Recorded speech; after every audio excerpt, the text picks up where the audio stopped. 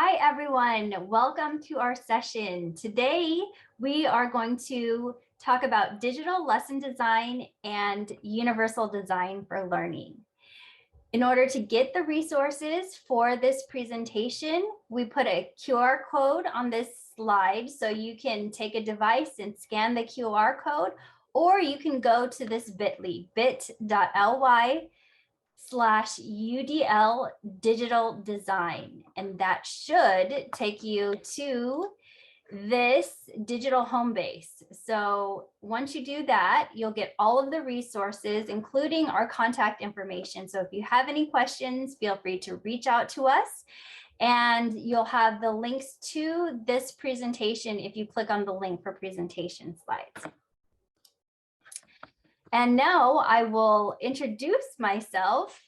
My name is Jenna Picata, and I am an educational technology coordinator on the iSTEAM team at the Santa Clara County Office of Education.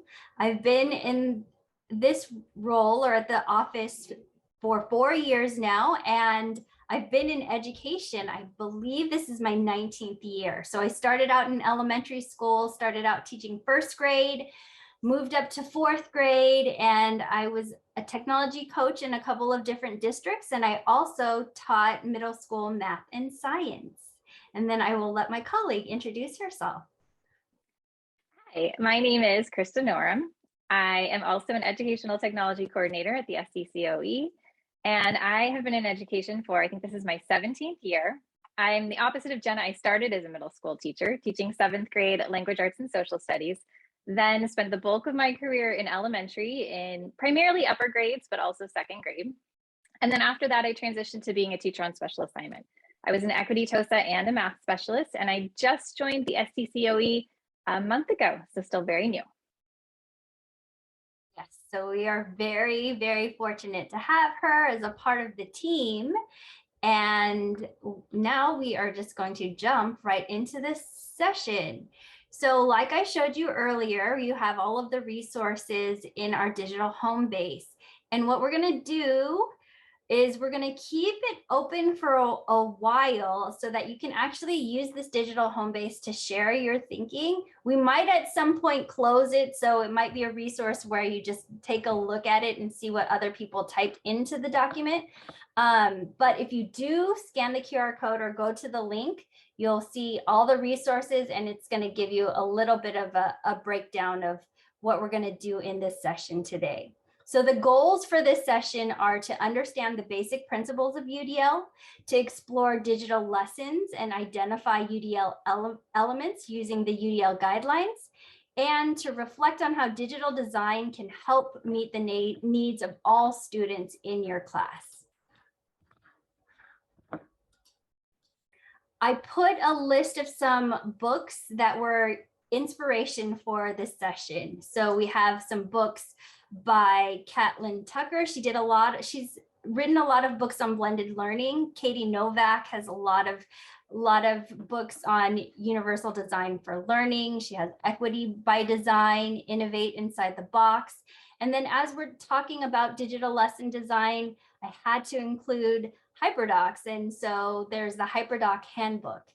And I encourage you to check out any of those books, and you'll get a lot of great ideas. And we will be referencing a lot of them in this session today. So first, we're going to begin by doing a launch activity. Before I tell you a lot about what a HyperDoc is or what a playlist is, I'm going to have you discover some things for yourself by exploring one on your own. So I'm going to encourage you right now to go click on the link for either one, or you can take a look at both of them on this slide, and you can find a link to these HyperDocs in the digital home base, or by scanning this QR code, you're going to find a link to a grammar journal HyperDoc. So I will encourage you to open that and explore it. And as you're exploring it, I would like you just to think about what are some things that you notice and what are some things that you wonder about as you look through this HyperDoc. Or you can also take a look at this Blended Skills Lab playlist. And when you open that one, you're going to see a bunch of different playlists. So you can click on any of these links, explore them, and then just do a quick notice and wonder. And if we were in person, I would set this timer for 5 minutes, but right now I'm going to encourage you to pause right now, take a look at one or both of them. And if you would like to record your thinking, I have some examples of what teachers have discovered on this digital home base. So you can add to this digital home base right here. So feel free to pause and take a look and explore right now. All right, so now that you've had a chance to explore a hyperdoc or a playlist, I hope that you were able to discover that a hyperdoc is really a repackaged lesson that is meant to transform the delivery of instruction and using digital tools or using a bunch of different strategies to really pull the learner in and engage them. If you're going through this hyperdoc in particular, you'll find lots of different things like videos that are embedded in the slides. You're going to find, I feel like there are some animated GIFs, which might be interesting to some of your students. So there are different ways to engage the student. And really, one of the points of a hyperdoc is really to shift that instruction from a teacher-led instruction to more of a student-driven, inquiry-based learning. So as you go through more hyperdocs, I would love for you to take a look at how it really shifts the instruction and how you might be able to use these in your own classroom.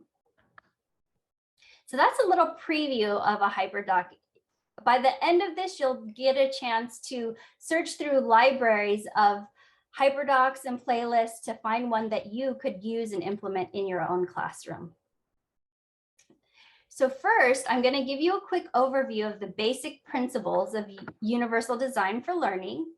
And I've included many resources in the digital home base for you. And after this session, or at any time, really, since this is asynchronous, feel free to pause and dig deeper into those resources that you'll find in the digital home base.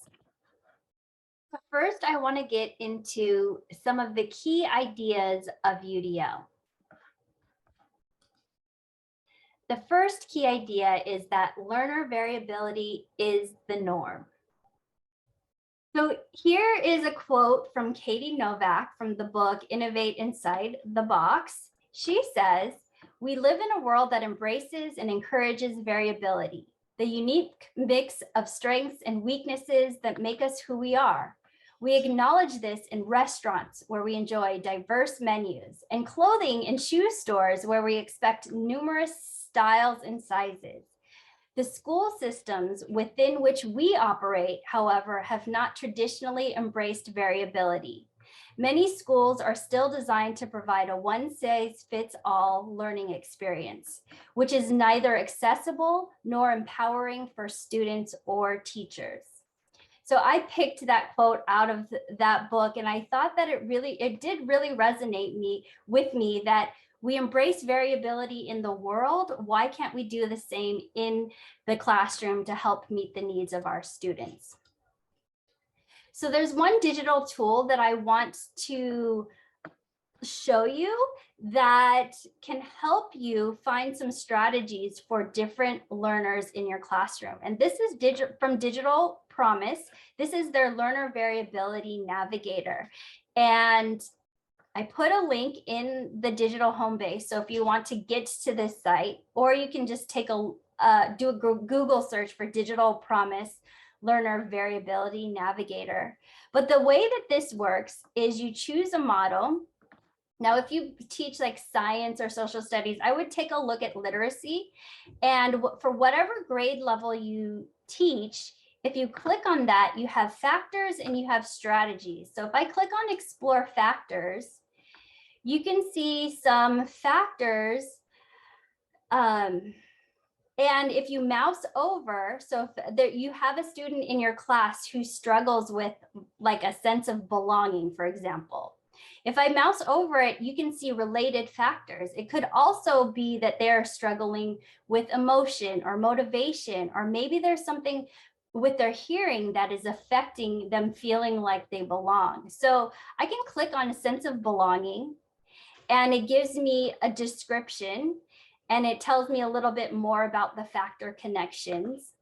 But also, if I scroll down, I can dig a little bit further and find some strategies that might help the student who's facing that factor. So if I click on building empathy, then it's going to give me an overview of that, and it's going to give me some resources and some strategies for how to help build empathy in the classroom. So I thought that this was a really interesting tool, and one that when I bring it up to teachers, it's something that teachers are now using as they go into IEPs, when you're trying to figure out what are some new strategies that I can use with students. And you can really do this for any student in your class. And really, I put it in here because this is something that we can think about as we're building lessons and doing our digital lesson designs that we're going to talk about in just a minute. The next key idea of UDL is that the barrier is in the design and not in the learner. So how might we be able to design lessons that give all students access? If we intentionally design a lesson with every student in mind from the beginning, we can come up with a beautiful product that everyone can enjoy. And I love this image because it's an example of a beautiful design that was intended for everybody that was designed to be accessible for everybody. And it wasn't an afterthought to think about those who might need a ramp, like those who are in wheelchairs or those moms who might be pushing their kids in a stroller. It's a beautiful design that everybody can enjoy. So right now, I want you to pause and think about what are some barriers to student learning. You might want to think about specific students in your class. What are some barriers that will stop them from being able to meet the standards and access the content that you're presenting to them? So here's an example for you.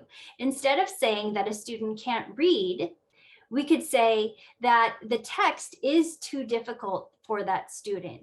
So as we're thinking about that as a barrier, then we can intentionally find some supports that can help that person access the content where that text, that difficult text, isn't going to impede their understanding of the content. The final key idea of UDL is that the goal of UDL is to develop expert learners.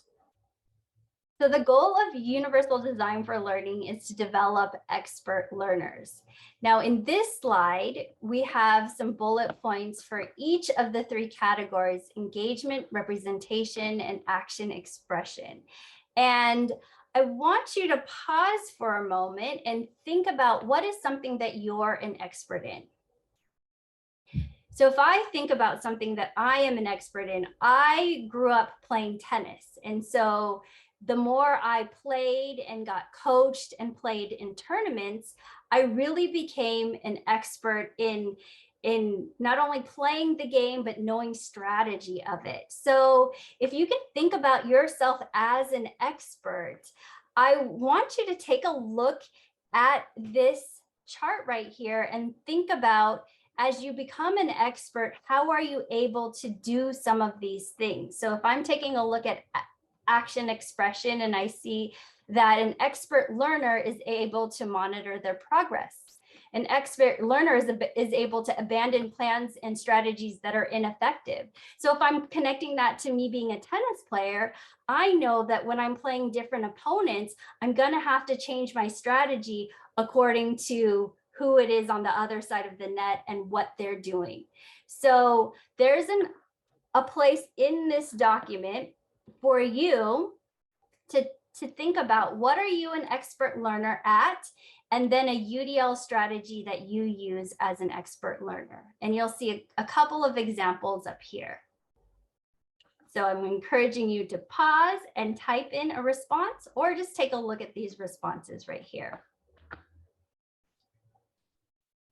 So I've given you a little preview of these three categories of engagement, representation, and action and expression.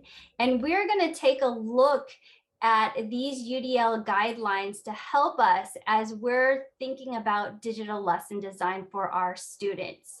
And in order to help make that connection, we're going to take a moment to think about blended learning.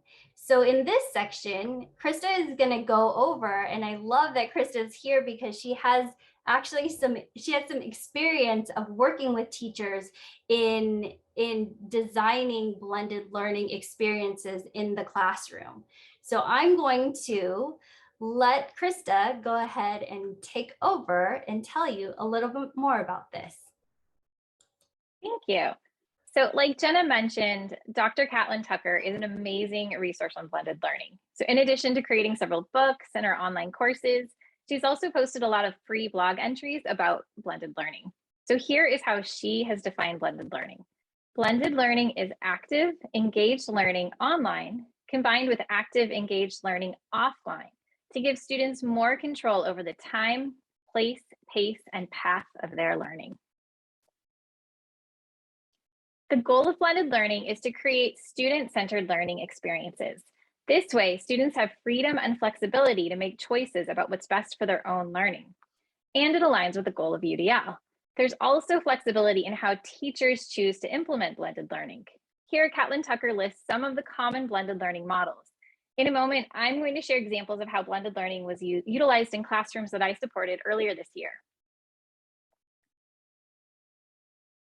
Back in the fall, I supported 2 fourth grade teachers with their implementation of blended learning in math. Many teachers who've experimented with blended learning would likely agree that their implementation evolved over time. I'm going to share the evolution of our blended learning math block. First, I have to give a shout out to these teachers. I am so grateful that I had the opportunity to work with them. They were always eager to try new things, and they also provided really helpful feedback throughout the process. I learned so much about blended learning by working with them. So here's a basic interview of what their math block typically looked like when I first joined their classes. I'm describing it as a modified whole group rotation. That was one of the blended learning models because students did participate in an online station and offline activities. However, it's missing the collaborative component that's usually found in this model. This was a long math block over 90 minutes. The teacher generally started with whole group direct instruction. Students then shifted into independent practice with their problem set. The teacher would pull a group of students who needed support with the task or pop around and help individuals. As students finished their problem set and exit ticket, they moved into the online portion of their lesson, which was usually Zearn or iReady. Although this model was working well overall, the teachers and I observed that some students weren't fully engaged in the lessons. After having experienced the benefits of small group math instruction during distance learning last year, I suggested that we restructure their math block in order to allow for small group teacher-led instruction. We decided to try the station rotation model because many of the components were already part of the math block. In addition to building in small group instruction, we also wanted to create intentional opportunities for students to collaborate. There are so many different resources you can use during the collaboration station. I love the math tasks on the U-Cubed website. Illustrative Mathematics has standards line tasks. Math games can be a great tool for practicing skills and building number sense. You can also create a choice board of shorter activities for students to engage in collaboratively. Because the fourth grade teachers were new to the station rotation model, they decided to select a collaborative activity that the students were already familiar with. In this case, Math Mysteries, which reviewed skills that were previously taught. Here's what our station rotation looked like. We wanted the independent station to always follow the small group station so that students were completing the problem set and exit ticket after the teacher-led instruction. The problem with this was that one group, group 4, would end with a small group station. We decided that students in group 4 would watch a video recording of the lesson instead. For that reason, we selected students who demonstrated that they were able to work independently and could learn well by following along with the video. We also tried to be very careful about forming this group so that we avoided tracking students. If they finished the video part of the lesson early, which they usually did, they started the problem set. After that, they moved into the online activity. During rotation 3, they collaborated with other students in their group. During rotation 4, they checked in with their teacher for assistance if needed and possible extensions. We realized that the students in group 4 were moving through most of the tasks at their own pace, which led us to our next iteration. So that is having a combination of the station rotation model and a playlist/individual rotation. We decided to completely remove group 4 from the rotation. The teacher continued to check in with them during the 4th rotation. However, the students worked through all the tasks, this is with group 4, at their own pace. To do this, we created a hyperdoc that students could work through at their own pace during the first 3 rotations. Students had the option of working through most of the tasks with a partner if they chose. So here's an example of one hyperdoc that I created for students in group 4 as they were going through this individual rotation path. This particular hyperdoc wasn't created specifically through a UDL lens. My main objective was just something that students could use to access the lesson individually or with a partner. So students started by watching a video recording of the lesson. The teachers used Eureka Math as their main curriculum, so we were able to find lots of lesson recordings on YouTube. This allowed students to slow down, speed up, or pause as they needed. After that, they completed their problem set and exit ticket, then worked on Zern for 20 minutes. Once they finished the required activities, they had a choice during the extension portion of the lesson. I created a choice board, and you can see the first slide there, from a template, and students could click through and complete the activities that interested them. We encourage students to collaborate with partners because this was kind of taking place of the collaboration station. So let's quickly revisit Catlin Tucker's definition of blended learning in the context of what I did earlier this year with 4th grade. We definitely included online and offline learning opportunities, and there were some elements of students controlling their own learning, especially for students in group 4 with the individual path. I think there's definitely room for improvement in the model we created. As I mentioned, the teachers regularly shared their feedback on the experiences with blended learning. There are a few areas that we still needed to troubleshoot at the point when I transitioned to my new role. But we talked about one of their common struggles is that some students struggled to stay engaged in their task at some of the stations. A few students had a tendency to wander around and chat with classmates. And so we tried to think of different solutions for this. And because a lot of the noise and distractions happened during the collaborative rotation, one idea we came up with was to have all groups participate in the collaborative tasks at the same time during the last rotation. So as you can see, we encountered some minor hiccups and experienced some growing pains throughout the process. However, it was definitely worth the effort. The teachers really appreciated the opportunity to connect with their students in small groups. They felt like they were better able to address their needs. And students loved the station rotation model. They liked working in small groups and having opportunities to collaborate. It was also a nice way to just inject some variety into the math block. The teachers found that using this model 5 days a week was a bit too much, so they felt that 2 or so times was usually a better fit for their classes.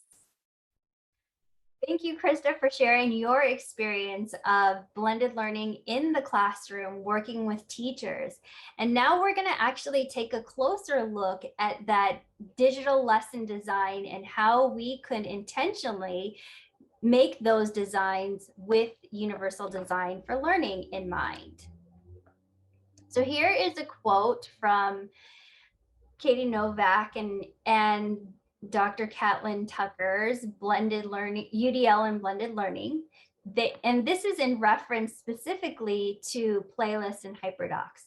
UDL and blended learning can be applied to the curriculum into a more equitable, more inclusive learning experience that frees you to provide differentiated support to flexible groups of learners. And I feel like that's exactly what Krista was talking about as she explained how she was able to use these playlists as they were trying to figure out the best model in the classroom. And what we are going to do in this section is give you an opportunity to take a look at a playlist or a hyperdoc of your choice and take a look at it through the lens of UDL and each of these 3 principles. So the first principle is providing multiple means of engagement. And then we have providing multiple means of representation and providing multiple means of action and expression. Now we're going to do a quick overview of this, but if you feel like you need to dig a little bit deeper into each section, then what I did for you here is I put a QR code so you can scan the QR code, or if you have these slides, just click right on the link. You can read, watch the videos, and then I have slides that you can click through so you can learn a little bit more. But the first principle is to be able to provide multiple means of engagement. So as we're thinking about the UDL principle of providing multiple means of engagement, the way that we start in the beginning is really recruiting interest. How can we give our students access and make them want to be a part of the lesson? As you're building that up with UDL, you're going to be moving them towards becoming that expert learner. And you do that by then getting them to sustain their effort and persistence. How can we keep them engaged in a lesson? And ultimately, we want them to be able to internalize and self-regulate and make those important choices for themselves. And so when you're looking at a digital lesson today, I want you to see those opportunities for where you can get your students engaged in a lesson and keep them engaged all the way throughout. The next principle is to provide multiple means of representation. So this multiple means of representation, this is the what of learning, and how can we represent the content in multiple ways. So as we're thinking about providing multiple means of representation for our students, ultimately, we want them to become that expert learner where they become resourceful and knowledgeable, and they're able to comprehend the content in a deep sort of a way. So we might start and begin with offering different ways to display the information, either auditory, visually, kinesthetically. And then we might be building them up to really be able to internalize and build up that comprehension. So as you're looking at a digital lesson in a hyperdoc or a playlist, look for different ways that the content is represented. And now the last principle of UDL is that you're providing multiple means of action and expression. So when you're taking a look at a digital lesson design, are you providing choices for them to show what they know? So this can be used as a guideline for you to see if you're varying the methods for response and navigation. Are you giving them access to different types of tools so that they can express themselves in a way that is meaningful to them? And just like we've said for the other principles, you're building them out to become that expert learner so that they know what's best for them. So as you look at your hyperdoc or playlists today, I want you to take a look at where are you building in those opportunities for students. And as we're looking through, Krista is going to take a look at one of the hyperdocs that she's actually used. And we're going to take a look at that hyperdoc and use UDL as a framework and not a checklist. So I want you to think about looking at learning through a UDL lens. And in order to do that, let me go to the next slide. And there's a QR code here, but then also in this hyperdoc, if you go right down to this next section right here, there's links for places where you can find different types of hyperdocs. So if you click on the first one, it'll take you to secondary sample hyperdocs. We have, let's see, hyperdocs and playlists. So there's different Padlets where you might be able to find one. So I encourage you to pause the video and find a hyperdoc that corresponds with something that you teach. Let me show you another one. This hyperdoc live binder, this library, is organized by grade level. So if you're looking for something grade level specific, you can go to that grade span and then you can find something that correlates to something that you teach, or you might be able to use it as a template and then plug in your own content. So the first thing that you're going to do in this section is you're going to find a hyperdoc, and then Chris is going to walk you through being able to look at that hyperdoc through the lens of UDL. And she'll take you through each of these 3 principles: engagement, representation, and action and expression. And then the other thing that you're going to want to get open is this slides notes organizer. This link is going to force you to make a copy of it. Then that way you have your own copy and you can type in it. And the other option here would be to go to this in a Google Doc. So this link actually doesn't force a copy, but what you would need to do is, let me just go down a little bit. You're going to have to go to File and make a copy, and then you'll be able to edit the document and type in your notes. So now Krista is going to walk you through what that looks like with the hyperdoc of your choice. Thanks, Jenna. So first, I'm going to briefly describe a UDL unit that I co-designed and implemented with a different 4th grade teacher several years ago. So because we designed this unit early in my UDL journey, I thought it might be helpful for me to model how I would re-examine a piece of the unit, a hyperdoc, through a UDL lens. So first, just an overview. It was a 3-week unit that aligned with the benchmark ELA curriculum. The goals for the unit included integrating information from 2 texts, using facts and details to support opinions, and delivering persuasive presentations. So the students were tasked with learning about different forms of green transportation solutions. They chose what they felt was the best solution, and then they defended their opinion through either a formal debate, a website, a letter, or a video. They presented their final product to the class. As an extension activity, the class participated in Green Engineering Design Challenge in the school STEAM lab. Groups designed an experience to help convince people to use their chosen form of green transportation. So overall, we were really pleased with how the unit went. This was our first experience with redesigning an entire unit to align with the UDL guidelines. And reflecting back on the experience, there are definitely ways that I would change the unit to even better meet the needs of all learners. So I'm going to spend a few minutes modeling how I might redesign a hyperdoc we use during the unit through the lens of UDL. So here's a screenshot of a hyperdoc.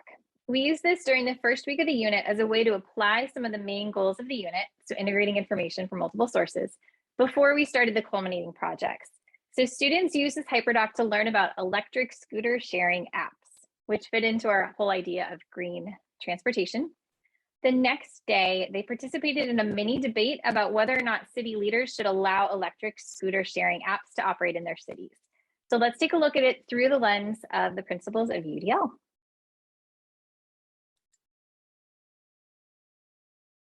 Okay, so I'm going to examine my hyperdoc through multiple means of engagements.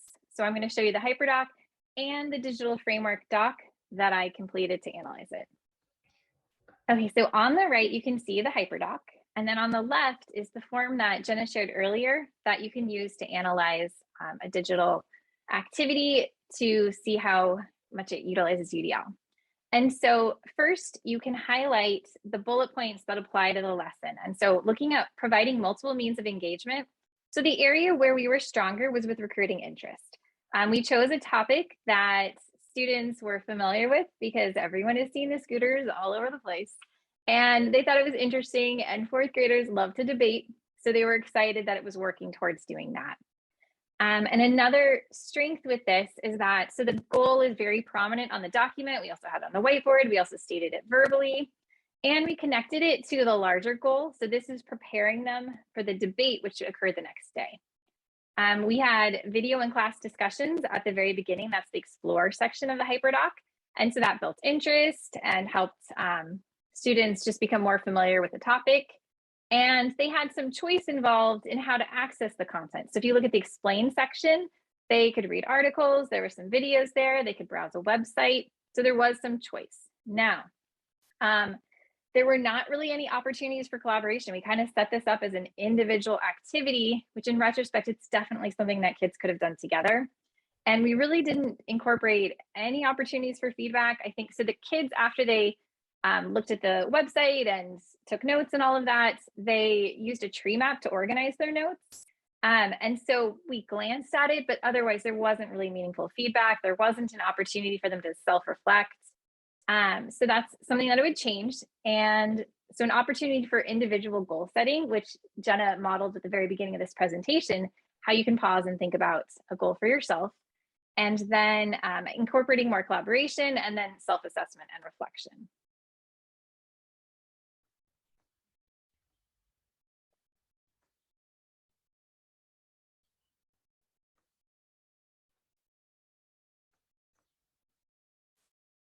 Okay, so now it's your turn. You are welcome to pause the video and examine the HyperDocker playlist that you chose a few minutes ago. You may want to use one of those notes organizers. I use the Doc. There's also the Google Slides organizer. And for now, just look at how the HyperDoc or playlist provides multiple means of engagement. So just that green section. Okay, so we would love to hear any ahas, discoveries, questions that you had based on your analysis of whatever HyperDoc or playlist you were looking at. So we have that home-based document that Jenna showed you at the beginning of the presentation. So if you'd like, you're welcome to go there and share some of your ideas. We would love to see what you noticed.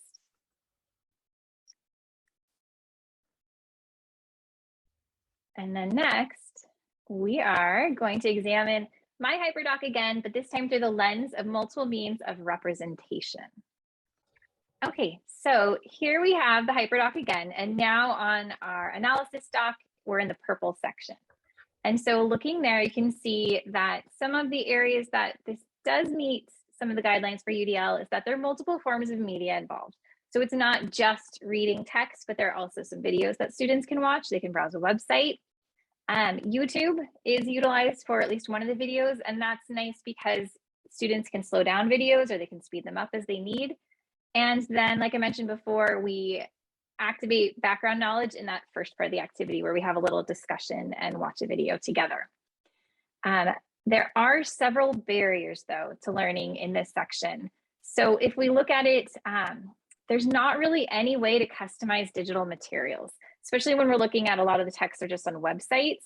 And so one possible solution for that would be to maybe copy the content over into Google Doc or Google Slides, and then kids can adjust the fonts, and we can also fix some other things. Then websites have a lot of distracting sidebars and advertisements. And so to kind of make things cleaner, that's another reason to kind of copy things over to something else. And there really aren't any audio supports. So as for that, the video that was cited on YouTube, that was included on YouTube, doesn't include closed captioning. So we can either try to add it or find a different video that does incorporate closed captioning. Let's see. And then another thing is we really didn't have any vocabulary support at all. So that would have been a good thing to do at the beginning of the activity. And so next, you're going to go back to, so now you have an opportunity for you to again examine, pause the video and examine the HyperDocker playlist you're looking at and focus on that purple section, providing multiple means of representation. And just like before, we would love to hear your ahas, discoveries, and questions, so you can use that home base and you can read what other people put as well. And then the last section here, we're going to examine my HyperDoc through the lens of multiple means of action and expression. And when we were creating the unit, we spent a lot of time with action and expression when we did the culminating projects. But here in the HyperDoc, you're going to see it's definitely lacking. Okay, so I really only saw one strength in this category. We used a tree map, so we gave one tool for organizing information, but in retrospect, it would have been better to give kids more options for note taking, not just a tree map. Another thing is, let's see, the task I feel can be pretty overwhelming because there is a lot of text, there's a lot of content asking kids to take notes. And so trying to build in some supports or scaffolds for really looking at the executive functioning skills, I could see how some kids would get kind of blocked by some parts of this task. And then let's see. Yeah, giving kids choice in how to demonstrate their learning. So instead of just having the task be a tree map, give them some other opportunities to share their learning. And really, it's whatever works for the students, because the goal of this is to prepare them for the little debate that they have the next day. And so if there's a different way for them to record their thoughts, great, give them that choice. Okay, and now again, if you'd like, you can pause and take a look at your HyperDocker playlist and then examine it through the lens of multiple means of action and expression. And again, feel free to share any observations with us on that home base.